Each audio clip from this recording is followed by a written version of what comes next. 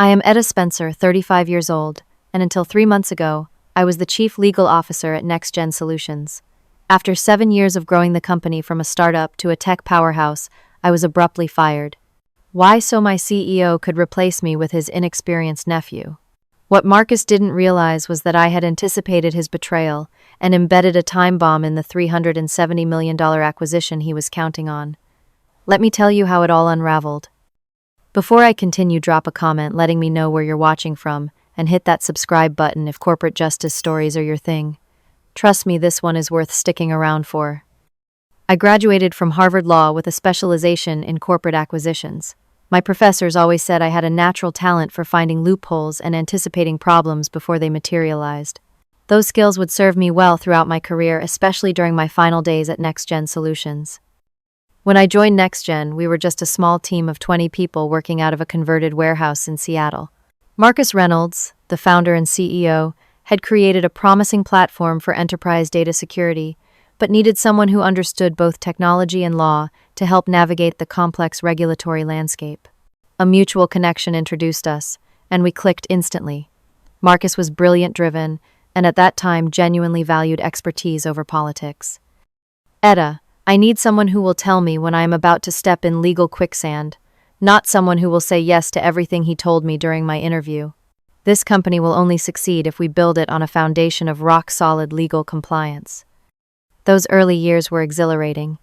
I worked 16-hour days, 7 days a week, building our legal department from scratch. I drafted our first enterprise customer contracts, negotiated our Series B funding round that brought in $45 million, and protected our intellectual property with airtight patents. When competitors tried to poach our engineers, I created an equity package that kept our talent loyal. When larger companies tried to bully us with frivolous lawsuits, I fought back and won. NextGen grew rapidly under Marcus's technical vision and my legal strategy.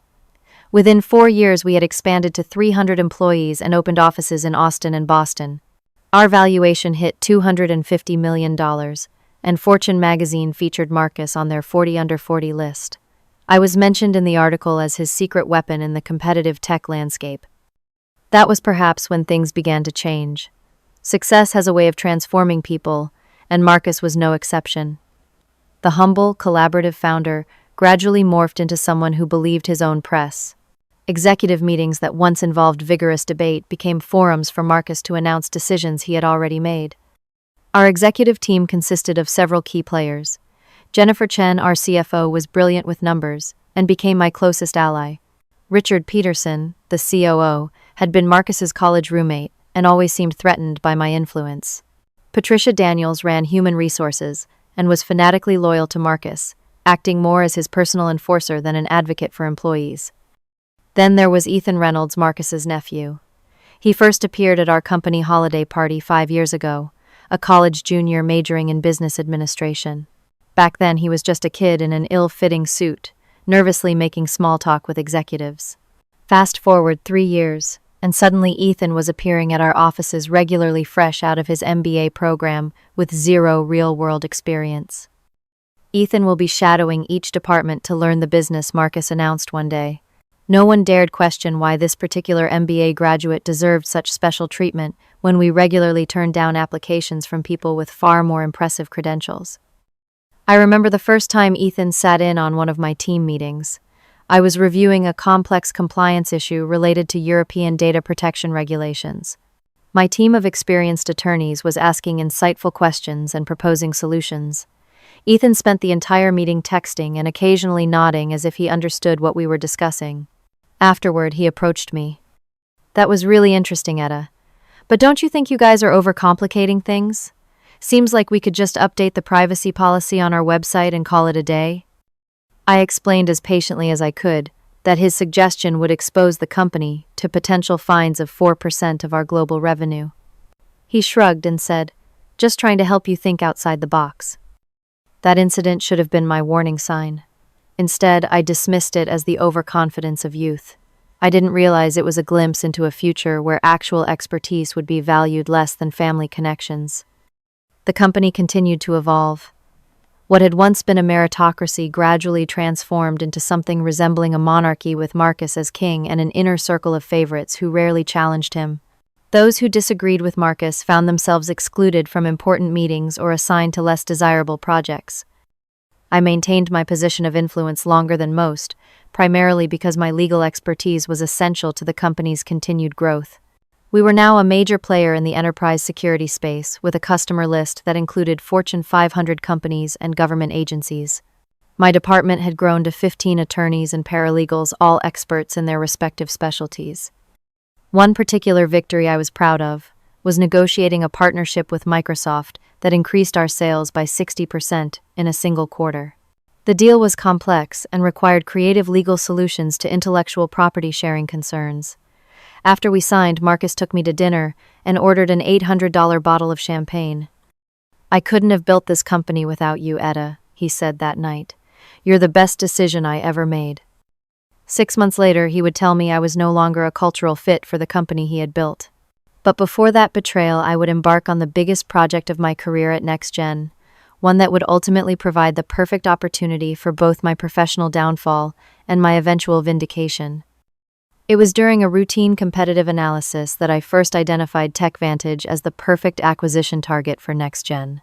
TechVantage had developed an artificial intelligence engine that could predict network security threats with astonishing accuracy, but they lacked our enterprise customer base and sales infrastructure. Their technology complemented ours, perfectly filling a gap in our product suite that would otherwise take years to develop internally. I spent 8 months researching everything about TechVantage. I analyzed their patents, reviewed their financial statements, studied their customer contracts, and assessed their talent roster. I built financial models showing how their technology could increase our average contract value by 40%. I identified potential regulatory hurdles and developed strategies to overcome them. I even created a detailed integration plan to ensure a smooth transition once the acquisition was complete. When I finally presented my findings to the executive team, the reception was lukewarm at best. Richard, our COO, questioned why we would spend hundreds of millions on an acquisition when we could just build it ourselves. Jennifer, our CFO, was concerned about the impact on our cash reserves. Marcus himself seemed distracted during my presentation, checking his phone repeatedly. Undeterred, I refined my pitch and requested a slot at the next board meeting. This time, I came armed with even more compelling data.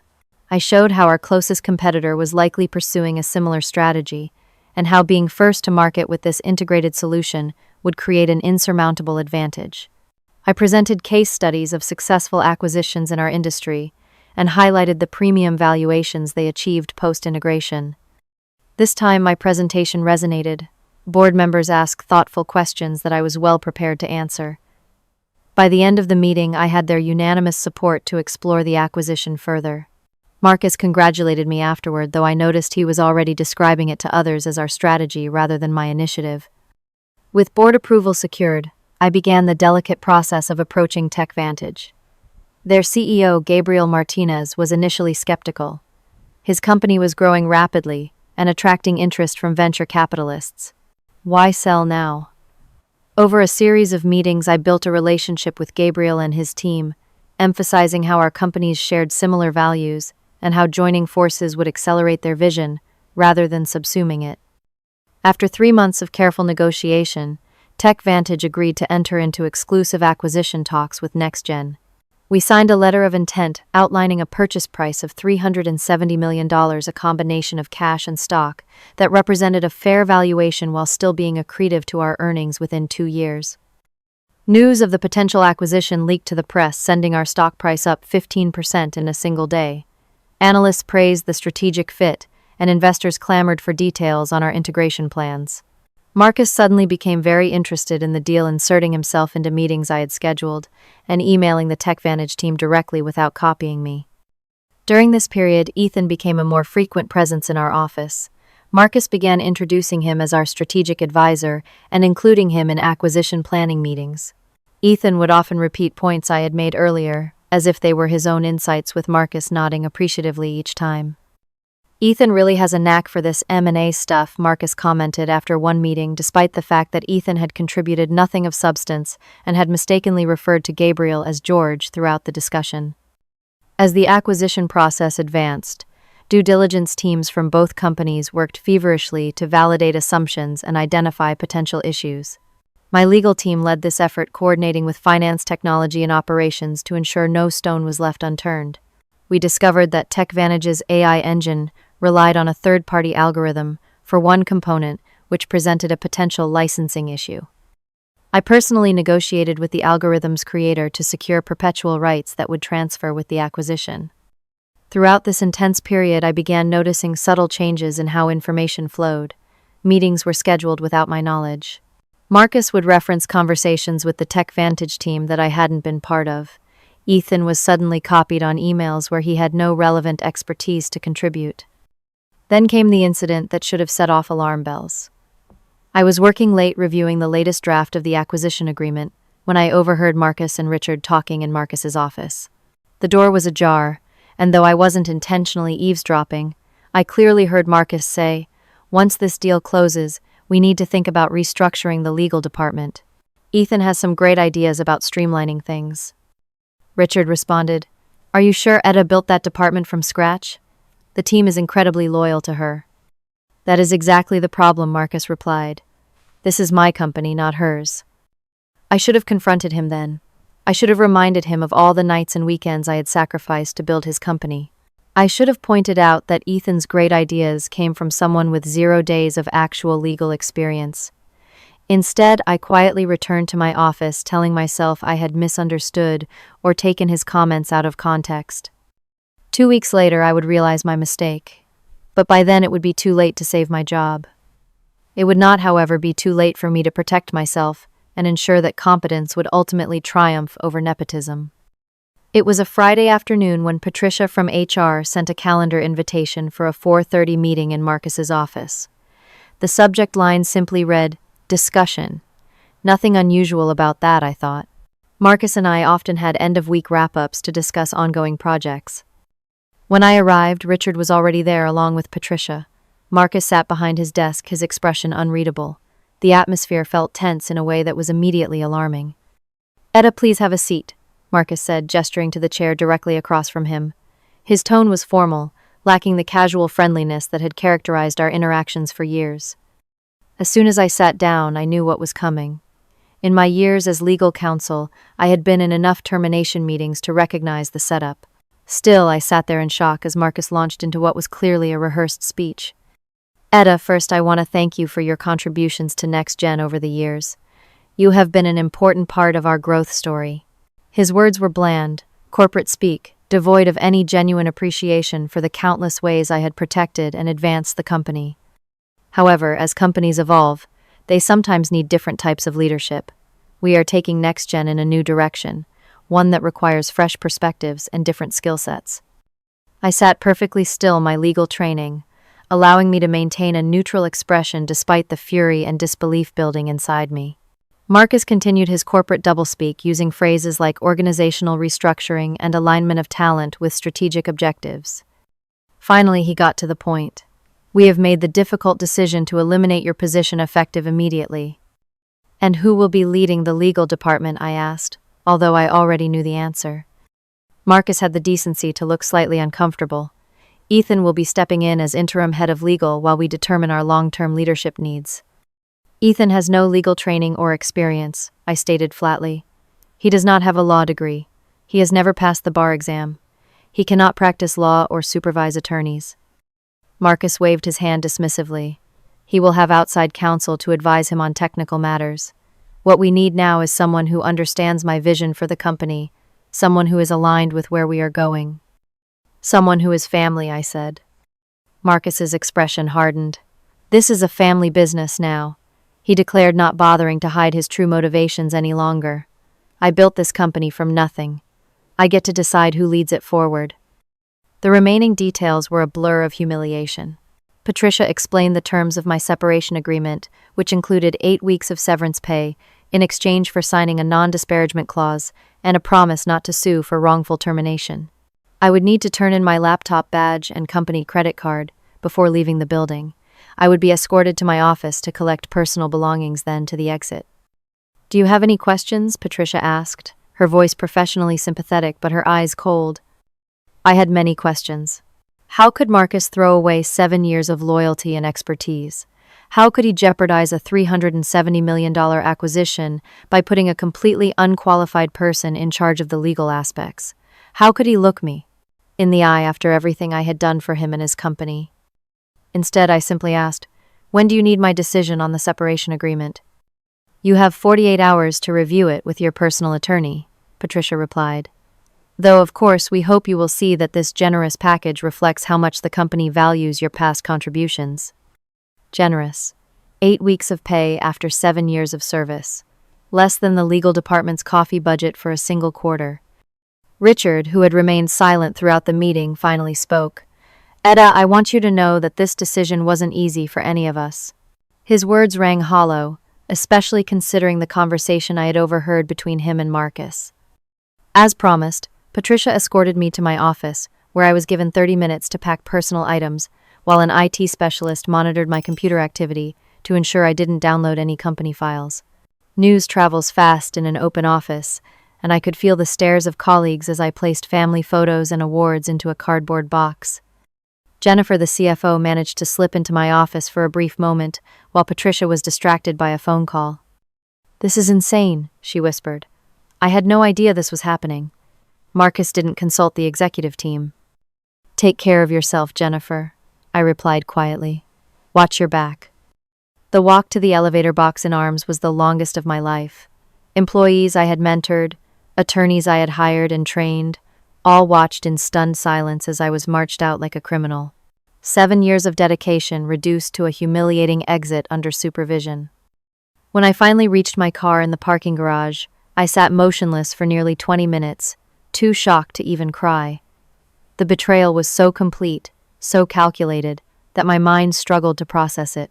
I had given this company everything, postponing relationships, family, even basic self-care, all in service to building something I believed in. The drive home was a blur of tears and rage. I alternated between sobbing and pounding my steering wheel, narrowly avoiding an accident when I ran a yellow light without noticing. By the time I reached my condo, emotional exhaustion had set in. I dropped the box of office mementos just inside my door and collapsed on my couch, still wearing my coat. I spent the weekend cycling through the stages of grief. Denial gave way to anger, then to bargaining, then to a depression so profound I couldn't bring myself to shower or change clothes. I ignored calls from concerned friends and family, unable to face the humiliation of explaining what had happened. By Sunday evening, something shifted. Perhaps it was my legal training kicking in the part of my brain that had always been able to assess situations objectively and identify leverage points. I began to think clearly about my situation, and more importantly about the vulnerability NextGen had created for itself. The acquisition of TechVantage was in its final stages. Due diligence was complete. The purchase agreement was nearly finalized. And now the one person who understood every nuance of that agreement, every potential risk and complication, had been unceremoniously removed.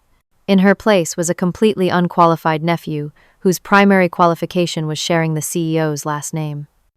As I sat at my kitchen table, that Sunday night laptop open to review the separation agreement, a plan began to form. I hadn't downloaded any company documents during my supervised exit. I hadn't needed to. As the architect of the acquisition, every critical detail was already firmly embedded in my memory. I hadn't turned in my laptop yet. That was scheduled for Monday morning.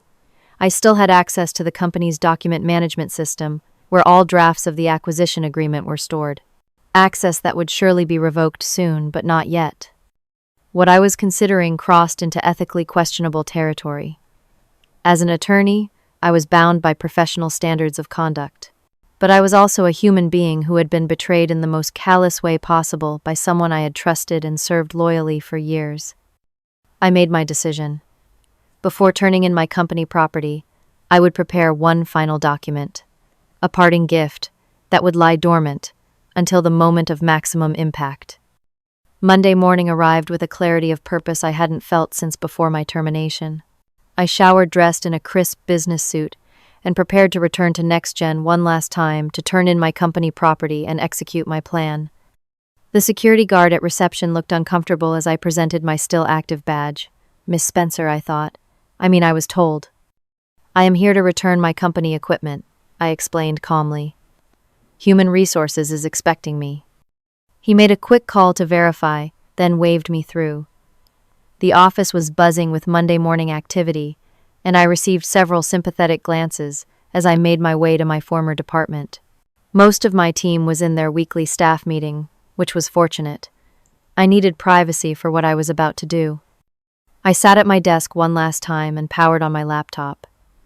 As expected, my email was still active, though dozens of unread messages indicated that key communications were already being directed elsewhere. I ignored the emails and navigated directly to our legal document management system. I quickly located the most recent draft of the TechVantage acquisition agreement. This was the version that had been circulated to both companies' legal teams for final review before signature copies would be prepared. As Chief Legal Officer, I had been the primary architect of this 80-page document, and I knew every clause intimately. My focus immediately went to Article 7, Section 4, which addressed intellectual property rights. This section detailed how TechVantage's patents, trademarks, and proprietary technology would transfer to NextGen upon closing. It was a standard section in acquisition agreements, but with complex technology companies, the details were critical. The third paragraph of this section contained language about patent assignments and the rights to underlying algorithms. This was where I would place my trap. With careful precision, I modified the wording to create a subtle but significant ambiguity regarding the ownership of TechVantage's core AI technology after the acquisition. The original language stated, "All right, title, and interest in, and to the acquired intellectual property, shall transfer to buyer upon closing, including without limitation, all patents, patent applications, and algorithms embodied therein." My revised version read, "All right, title and interest in and to the acquired intellectual property shall transfer to buyer upon closing, including without limitation, all patents and patent applications subject to the limitations set forth in Schedule 7,4 regarding derivative algorithms." The brilliance of this modification was twofold. First, Schedule 7.4 did not currently exist in the agreement, creating an automatic discrepancy. Second, the reference to derivative algorithms introduced ambiguity about exactly which aspects of TechVantage's AI technology would transfer. To someone without deep knowledge of both patent law and artificial intelligence architecture, the change would look like standard legal verbiage. But to experts in both fields, it essentially invalidated NextGen's ownership of the very technology that made TechVantage valuable. I made the change careful to ensure the document's version control data wouldn't immediately flag my modification. I saved it back to the system as if it were just another routine update. Then I created an empty Schedule 7.4 document in the system, leaving it blank, but establishing its existence in case anyone checked references. The trap was set. At the closing, when the final agreements were signed, this provision would become legally binding. If no one caught it before then, NextGen would essentially be paying $370 million for a company whose crown jewel technology they wouldn't fully own. Would someone catch it? Possibly. Any competent attorney reviewing the document carefully should notice the reference to a schedule that contained no substantive provisions. But I was counting on several factors to prevent early discovery. First, Ethan's complete lack of legal experience. He wouldn't know what to look for, and would likely rely on subordinates to do the actual review. Second, the chaos of transition. With me gone, the legal department would be scrambling to understand ongoing matters and reassign responsibilities. Third, Marcus's eagerness to close the deal quickly to prove he didn't need me. He would likely push the team to finalize everything without proper review. I logged out of the system, shut down the laptop, and packed it along with my company phone and badge into a small bag. I took one last look around the office that had been my professional home for 7 years, then walked to Human Resources to complete my exit process. Patricia seemed surprised by my composed demeanor as I signed the necessary paperwork and handed over my equipment. "You're taking this very professionally, Etta. I'm glad to see that." "I believe in facing reality," I replied neutrally. "The company has made its decision, and I've made mine." "About the separation agreement," she asked hopefully. "I'll have my attorney review it and get back to you within the 48-hour window," I said, neither accepting nor rejecting their offer. With that, I walked out of NextGen Solutions for the final time, Not as an escorted ex-employee carrying a box of personal items, but as a woman with a plan leaving behind a legal time bomb that would detonate at the perfect moment. The next 2 months were challenging. I struggled with conflicting emotions about what I had done. Professional ethics had always been my North Star, and I had deliberately created a flaw in a legal document that could cost my former company hundreds of millions of dollars. Was it justifiable retribution for my mistreatment, or had I crossed a line that compromised my own values? These questions haunted me as I half-heartedly searched for new positions and lived off my savings. I declined the separation agreement, unwilling to sign away my right to speak the truth about my termination. Without a reference from my most recent employer, job hunting was difficult, despite my impressive resume. Then I began hearing rumors through industry contacts. The TechVantage acquisition was moving forward rapidly. Marcus was pushing to close before the end of the quarter to boost NextGen's financial results. And Ethan was struggling visibly in his role, relying heavily on outside counsel, who lacked the institutional knowledge I had accumulated over 7 years. I waited, alternating between anticipation and doubt, wondering if my trap would be discovered and diffused before it could spring. As the closing date approached, I found myself checking NextGen's stock price daily, looking for any sign that something had gone wrong. Then, exactly 9 weeks after my termination, I received a text message from Jennifer. "You won't believe what happened today. Call me." The weeks following my exit from NextGen were among the most challenging of my life. My identity had been so entwined with my professional role that I felt adrift without it. For 7 years, I had been Etta Spencer, chief legal officer of one of the fastest-growing tech companies in the country. Now I was just Etta, unemployed attorney with a gap on her resume, and no reference from her most significant employer. Every morning, I struggled to find purpose. The routines that had structured my life, the urgent emails demanding immediate attention, the meetings that filled my calendar all vanished overnight. I found myself waking at 5:30 out of habit, reaching for a phone that no longer buzzed with notifications, preparing for a day that held no obligations. Financial anxiety quickly set in. Seattle's cost of living was high, and while I had saved diligently over the years, I had also invested heavily in NextGen stock as part of my compensation package. Stock that had taken a hit when news of my departure leaked to industry analysts, who correctly interpreted the loss of a key executive during a major acquisition as a negative sign. I began applying for positions at other tech companies, law firms, and corporate legal departments. The initial responses were encouraging until the inevitable question arose. Why did you leave NextGen? Potential employers were understandably suspicious of someone who had departed abruptly after 7 successful years, especially without a reference from the CEO. The non-disparagement clause I had refused to sign now seemed less like a matter of principle and more like a practical necessity I had foolishly rejected. But the thought of signing away my right to tell the truth, all to receive 8 weeks of severance that would barely cover my mortgage payments, still felt like a final humiliation I couldn't accept. 3 weeks after my termination, I began seeing a therapist to help process the trauma of workplace betrayal. Dr. Sarah Thompson specialized in career transitions and helped me understand that my feelings of grief, rage, and loss of identity were normal responses to what had happened. "You didn't just lose a job," she explained during one session. "You lost a community, a purpose, and a future you had envisioned for yourself. It is similar to going through a divorce or losing a loved one." Therapy helped, but what truly kept me going were the former colleagues who reached out despite the risks to their own positions. An engineer I had helped with a patent application invited me to coffee. A junior attorney from my team called to ask for career advice, a transparent excuse to check on my well-being. And most importantly, Jennifer, the CFO, maintained regular contact, providing updates on the acquisition progress. "Ethan is completely out of his depth," she reported during one of our clandestine phone calls. "He approved a change to the indemnification terms that outside counsel had to scramble to fix before it was discovered. Marcus keeps covering for him, but everyone can see he has no idea what he is doing." Jennifer also confirmed my suspicions about the accelerated timeline. Marcus is pushing to close before the end of the fiscal quarter. The stock price dipped after you left, and he needs this acquisition to restore investor confidence. He keeps saying everything is on track, but behind closed doors he is pressuring everyone to ignore potential issues just to get it done. These updates provided some vindication, but they also increased my anxiety about what I had done. If outside counsel was reviewing the documents carefully enough to catch problems with the indemnification terms, would they also discover my modification to the intellectual property provisions? Part of me hoped they would allowing me to put the whole episode behind me.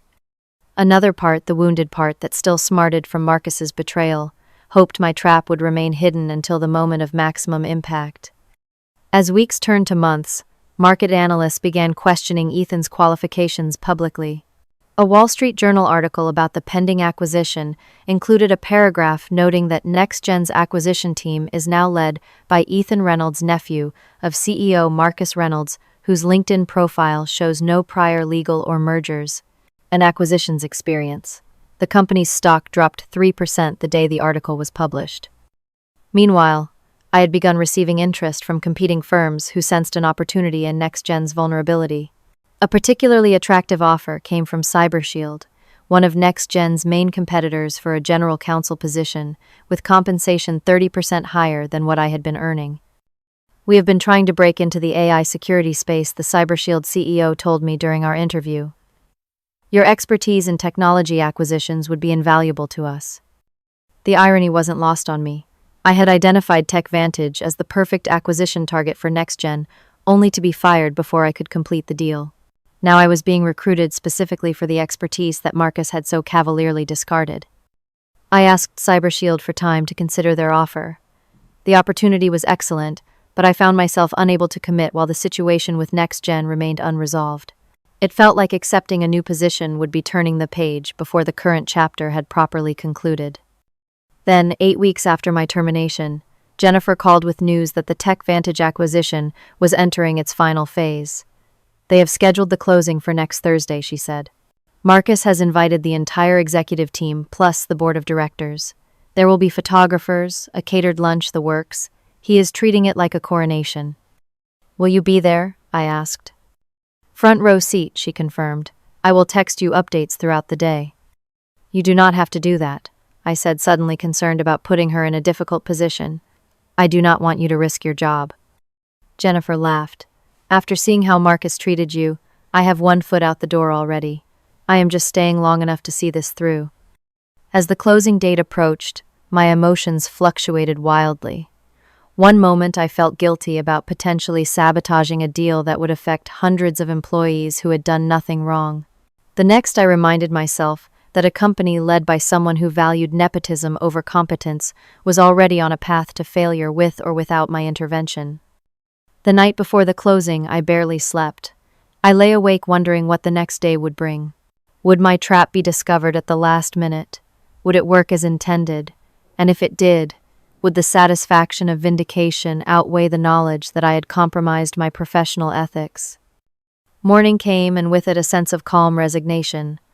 Whatever happened now was out of my hands. I went about my day as normally as possible, going for a run, showering, and making coffee. I kept my phone close, waiting for updates from Jennifer.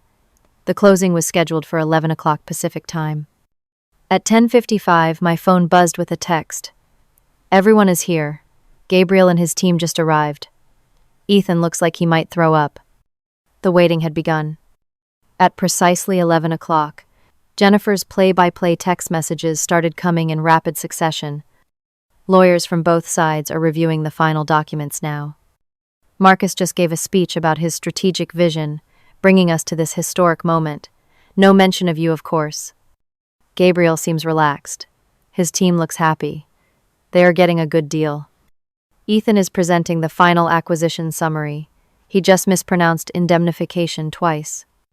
I stared at my phone, heart pounding, as I pictured the scene unfolding in the NextGen conference room. The large mahogany table would be surrounded by executives, board members, and attorneys from both companies. Leather binders containing the acquisition documents would be placed at each seat. A photographer would be circulating, capturing the historic moment for the company newsletter and press release. And somewhere in one of those binders was the modified clause I had inserted, waiting to be discovered. Jennifer's messages continued. Documents are being passed around for final review before signatures. Champagne is on ice. Marcus looks smug. TechVantage's lawyer is going through everything methodically. Good for him. Then, after a 5-minute pause, that felt like an eternity. Something is happening. Their lead counsel just stopped reading. His face literally drained of color. My heart leapt into my throat. This was it, the moment I had been waiting for. He just quietly got up and went to whisper something to Gabriel. Now they are both reviewing the document together. Gabriel just called over their outside counsel. They are huddled at the end of the table. Marcus is asking if there is a problem. No one is answering him. I could picture Marcus's confusion turning to concern as the TechVantage team's body language shifted from relaxed satisfaction to tense alertness. The champagne would remain on ice, the photographer uncertain whether to continue capturing the moment. Jennifer's most detailed message came next. TechVantage's lawyer just said there appears to be a significant issue with the intellectual property provisions. He mentioned Schedule 7.4 and something about derivative algorithms. Ethan looks completely lost. He is flipping through papers frantically. My trap had been sprung. Schedule 7.4, the empty document I had referenced in my modified clause, was now the center of attention. A competent lawyer would have discovered and resolved this discrepancy during document preparation. Ethan had missed it entirely. Their lawyer just slid the binder across to Gabriel with something highlighted. Gabriel read it, and his whole face changed. He looked up at Marcus and said, and I am quoting exactly, "My God, what have you done?" I could almost hear the words echoing in the suddenly silent conference room. The confusion on Marcus's face, the panic in Ethan's eyes, the growing realization that something had gone terribly wrong with their carefully orchestrated moment of triumph. Jennifer's messages became more frantic. Total chaos now. Gabriel says the agreement as written would mean they retain ownership of their core AI algorithms. Marcus is saying, that is ridiculous. That is the whole point of the acquisition. Outside counsel is trying to explain the problem. Apparently the wording creates a huge loophole. TechVantage could sell us their company but license the core technology to our competitors the next day. Marcus just asked Ethan if he reviewed this section. Ethan is stammering something about delegating to the team. Gabriel has called for a recess. His team is leaving the room to confer. Board members are asking questions no one can answer. The phrase, standard legal review, is being thrown around a lot. I sat motionless in my apartment, experiencing a complex mixture of emotions. Vindication, certainly, but also concern for the innocent employees who would be affected by this debacle, and a twinge of regret that I had resorted to such tactics, however justified they might have felt at the time. Jennifer's updates continued throughout the afternoon, painting a picture of a deal rapidly unraveling. TechVantage has suspended the closing pending complete legal review of all documents. Their team has left the building. Marcus is in full damage control mode. He just spent 20 minutes trying to convince the board this is a minor technical issue that can be resolved quickly. Richard suggested they bring in specialized outside counsel to fix the problem. Marcus actually yelled at him in front of everyone. Board called an emergency executive session without Marcus present. Not good for him. By 4 o'clock, the situation had deteriorated further. TechVantage just issued a press release saying they are reevaluating strategic options due to unforeseen complications with the next-gen acquisition. Our stock is tanking. Newsflash: Marcus just stormed into my office, asking if I am still in contact with you. He seems to think you might have had something to do with this. I played dumb. Update: Marcus called an all-hands meeting and told everyone the deal is temporarily delayed but still on track. Nobody believes him. Final update for today: Board has called for a full investigation into how this happened. Ethan has been removed from all acquisition-related responsibilities, outside counsel taking over completely. That evening, as NextGen's stock price closed down 18%, I received the call I had been both expecting and dreading. Marcus's name appeared on my phone screen. After a moment's hesitation, I answered. Etta. His voice was strained, lacking the confident authority I remembered. We need to talk. Hello, Marcus, I replied calmly. How are things at NextGen? Cut the crap, he snapped. You know exactly how things are. The question is, what did you do? I am not sure what you mean, I said, maintaining my composure. I have not been at NextGen for 2 months. On your orders, if you recall. The IP clause in the TechVantage agreement. That was your handiwork, wasn't it? That reference to a schedule that doesn't exist, the language about derivative algorithms, that has your fingerprints all over it. I paused before responding, weighing my words carefully. The acquisition agreement was a complex document that required experienced legal oversight, something you apparently decided was unnecessary when you replaced me with your nephew. Damn it, Etta Marcus's voice rose in frustration. Do you have any idea what you have done? This deal was worth $370 million. Now it is falling apart because of some legal technicality you planted like a time bomb. Technically, it is falling apart because no one in your legal department was qualified to catch a discrepancy that any first-year associate should have noticed. I corrected him. That seems like a management failure to me. Marcus's tone shifted from anger to desperation. Look, I know things ended badly between us. I handled your transition poorly, but you can fix this. Come back as a consultant just long enough to salvage the deal. Name your price. The offer was tempting not for the money, but for the complete vindication it represented. Marcus was admitting, however, indirectly that he had made a catastrophic error in judgment by firing me. But I had already decided on my next move. I am afraid that won't be possible, Marcus. I have accepted a position as general counsel at CyberShield effective next Monday. As I am sure you are aware, that would create a conflict of interest regarding the TechVantage acquisition. The silence on the other end of the line was deafening. When Marcus finally spoke, his voice was cold with fury. You planned this whole thing. You sabotaged the agreement, tanked our stock, and now you are going to a competitor who can pick up the pieces. That is an interesting theory, I replied, but difficult to prove, especially since I was escorted from the building under supervision and had all my access revoked. If I were you, I would focus on saving what is left of the deal, rather than looking for someone to blame. Without waiting for his response, I ended the call. Whether he believed me or not didn't matter. What mattered was that Marcus Reynolds had learned a valuable lesson about the true cost of replacing expertise with nepotism. And as for me, I was ready to turn the page and begin a new chapter, wiser and more resilient for having weathered the storm. The weeks following the failed acquisition were a whirlwind of industry gossip, stock market reactions, and professional opportunities I could never have anticipated. NextGen's public relations team worked overtime trying to contain the damage, issuing vague statements about temporary delays in the TechVantage acquisition. But the market wasn't fooled. NextGen's stock continued its downward slide, losing nearly 30% of its value within 2 weeks of the failed closing. TechVantage, meanwhile, issued a terse press release, announcing they were exploring multiple strategic partnerships and had terminated exclusive negotiations with NextGen Solutions. Industry analysts speculated that other potential acquirers were already circling, eager to snap up the AI security company that had suddenly become available again. My own transition to CyberShield proceeded smoothly. On my first day, the CEO called me into his office with a knowing smile. Quite a coincidence that NextGen's deal fell apart just as you were joining us, he remarked. Their loss is definitely our gain. I maintained a professional demeanor, neither confirming nor denying any connection to the failed acquisition. I believe in focusing on the future, not the past, I told him. And I am excited about the opportunities ahead for CyberShield. Those opportunities expanded dramatically in the following months.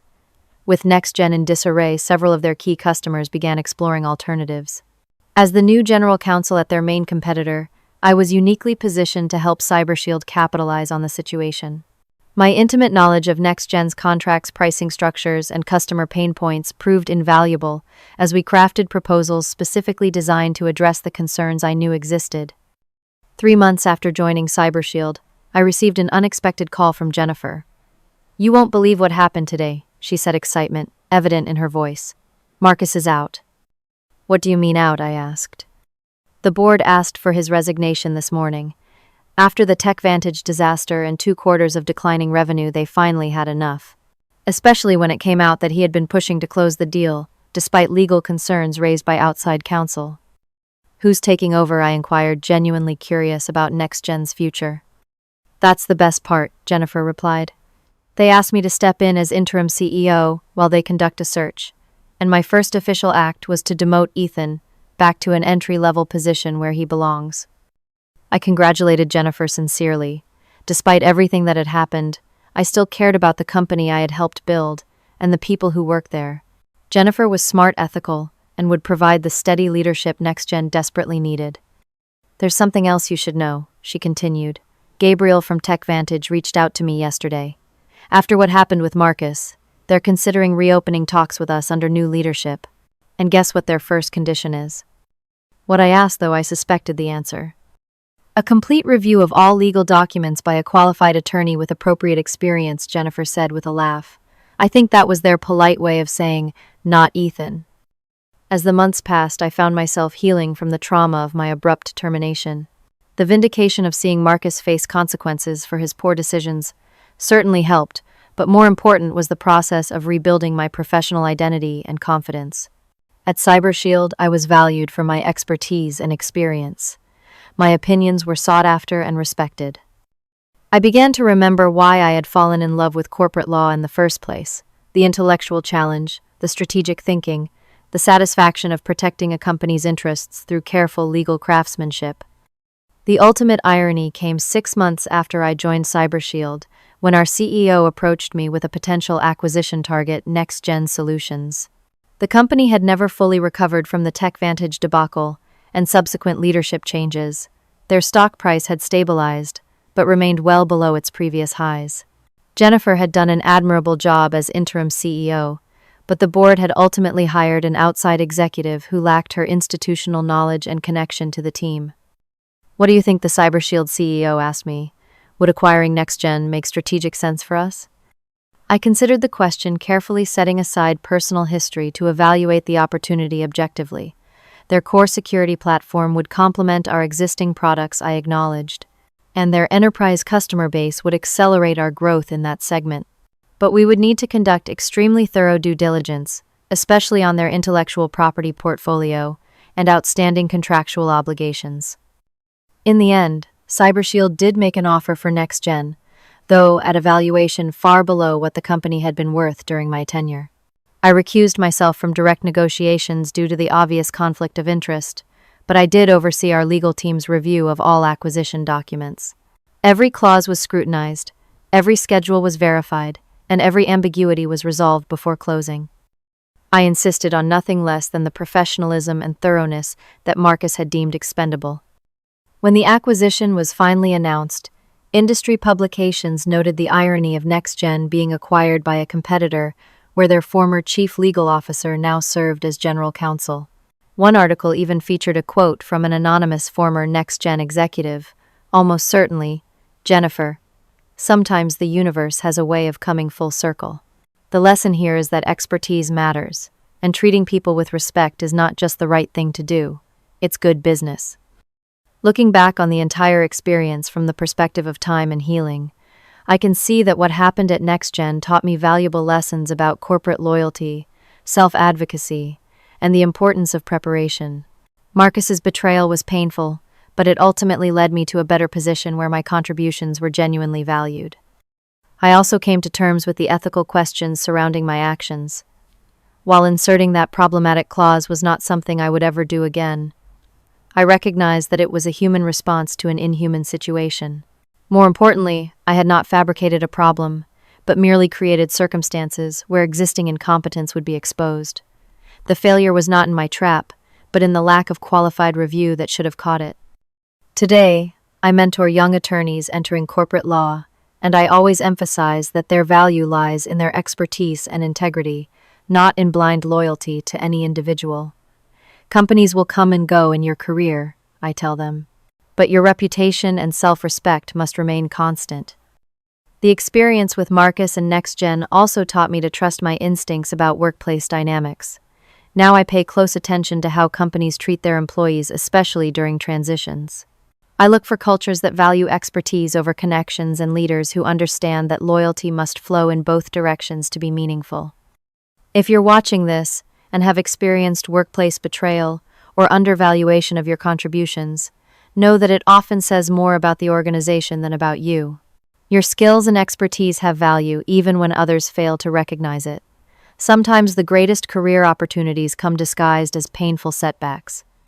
Have you ever been in a situation where your expertise was undervalued or where family connections trumped competence?